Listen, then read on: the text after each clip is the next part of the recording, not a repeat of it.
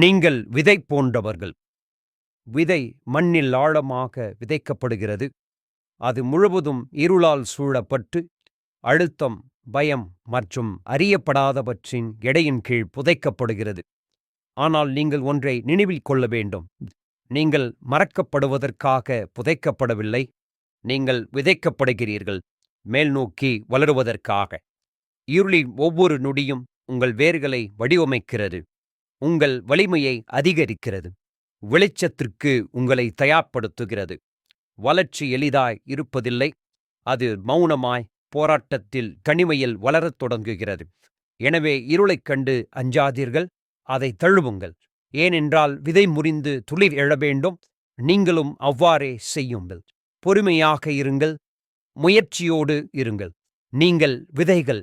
நீங்கள் காத்திருக்கும் நேரம் என்பது நிலையான வெற்றிக்கான ஆழமான அடித்தளம் என்பதை மறவாதீர்கள்.